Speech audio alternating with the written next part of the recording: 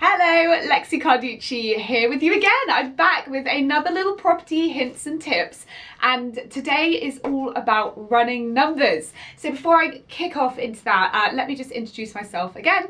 Some of you may already know me, but if you are new to my channel, hello and welcome. Everything property here, property.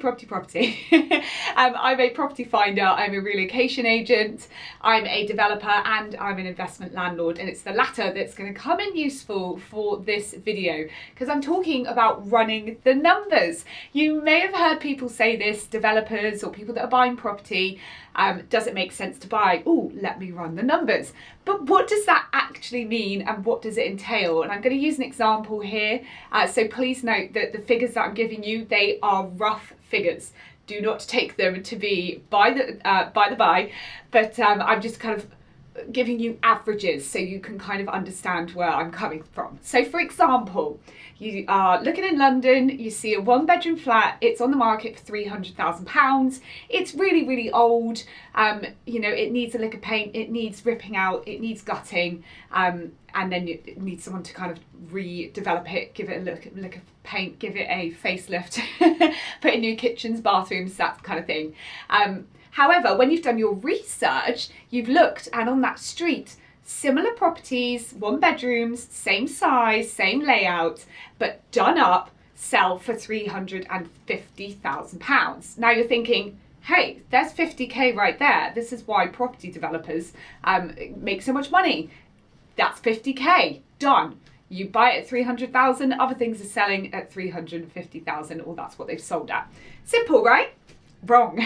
Here is where the hard work comes in, the running the numbers, and I'm going to take you through all the different things that you need to look at when purchasing a property, because of course these are all the things that are going to eat into your profits. If there are any profits left at the end of it, we are going to find out. So let's crack on. So purchasing something at £300,000, like I said, just using random figures and trying to do a bit of an average, so bear with me. So stamp duty, first of all, is a big chunk of money that you've got to think about. Now I'm going to base this on the 1st of April figures. At the minute, stamp duty is you know, it's a lot less. They've reduced it, there's a freeze on it, so let's just base this on what it normally is and what it was before we all went into this pandemic. Let's just go back to normal times, shall we, when it comes to stamp duty. So I'm basing this on the April figures. So if you were a first-time buyer up to 300,000, you're paying 0%. So you don't have to think about it if you're a first-time buyer. If you're not a first-time buyer, but you've owned another property and this is still going to be kind of your only property for the minute, then you are going to be paying 2% on 125,000 to 250,000. So that's 125,000 that you're paying 2% on. Up to that £125,000 is 0%. Okay, if that makes sense. Then on the next chunk, so from the 250 to 300,000, that's £50,000. You're going to be paying 5%. So those figures, £125,000, sorry, at 2% is £2,500.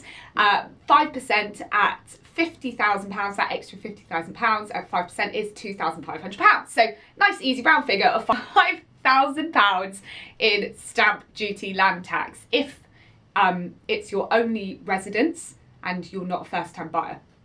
Now if you're a developer and you own more than one property already, you need to add an extra 3% onto each of those stages. So up to £125,000 would then be 3%. That's £3,750.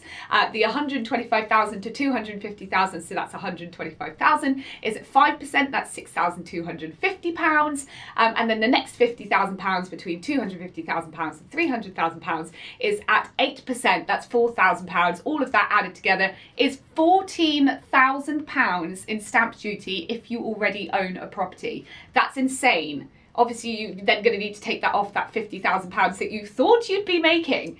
So your next biggest chunk of money, which is probably going to be even bigger, in fact it will be even bigger than that stamp duty, is the refurbishment and renovation. So that includes your internal works, your electrics, your plumbing, new kitchens, new bathrooms, new finishes, fixtures and fittings, again, just taking an average here to kind of give you an idea of things. Say a 1-bedroom flat, 35 square meters, for example, you might be paying, again, it depends who you use, it depends who you know, it depends how much you can do yourself, but say it's about £1,000, £1,500 per square metre, particularly in London, and this is probably what you're going to be paying. That works out at £35,000. If we take the lower of that, so the £1,000 per square metre is 35 square metres, that's £35,000 in refurbishment costs. Yeah, madness. That 50 grand is depleting, isn't it? Then you've got solicitors fees. So again, it's going to depend on your circumstances, who you use, but let's say, for instance, it's a couple of £1,000s or thereabouts, maybe slightly more, maybe slightly less, but they will of course look after contracts, raise inquiries, deal with the mortgage side of things. You might have to pay out for searches and a building survey. If you want to have a building survey done, always recommend having them done. They might be, again, roughly £500 each. That's another £1,000 or thereabouts. That will look into like the background of the property, any planned works that are happening, what's happening in the area that could affect the property. Your building survey will look at all the internals, maybe drainage, windows, the roofing, guttering, like all of those little bits and bobs, which is really good to have done anyway. Things that you may have to think about, and these are again depending on your circumstances, what products you use. Broker fees you might have to pay. You may have to pay for a survey valuation if that's not included in fees from the lender. So there's loads of different things that you have to think about. If you were doing a bigger development, you might need to think about planning permission. That can take so long. Not only is it costly, but sometimes it can take 3 months, six months to even hear back from it. And all that time you're going to be paying fees, which I'm going to talk about next.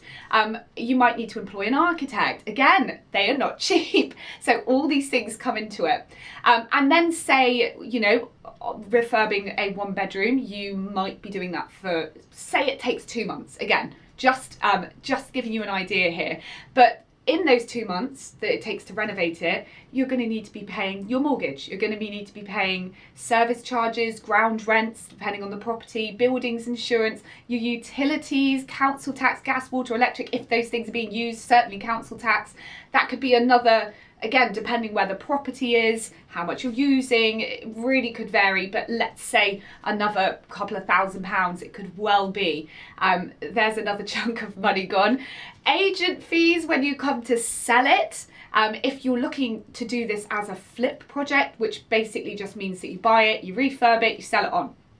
You'd need to sell it probably through an agent, wouldn't you? So an agent will charge anywhere between 1 to 2% plus VAT. So you're looking, again, roughly about £4,000 to £8,500 there that you could be paying in agent fees. That's another big chunk of money. So that's not even taking into account any contingency money that I would always say to put aside to have in place as well. So if something went wrong, you've got it there. You've already allocated that bit of money, but we haven't even got into that. So we haven't even got that chunk of money there. So I haven't been adding this up as we've been going on, but I think we're in minus numbers right now. And that is why it is so important to run those numbers. So for more information like this, more tips and tricks and just general property chat, make sure to save this if you're going to be doing any developments or thinking about it, or even just buying a property. You can still apply a lot of this to simply buying a property and how much it's going to cost you. So hit that save button, hit that like button, and give me a follow for more property chit chat. And I love to hear your thoughts as well. So please do drop me a DM or leave a comment below with any questions or anything to add to this. Maybe you've got a story as well. I would love to hear it. And thank you for watching.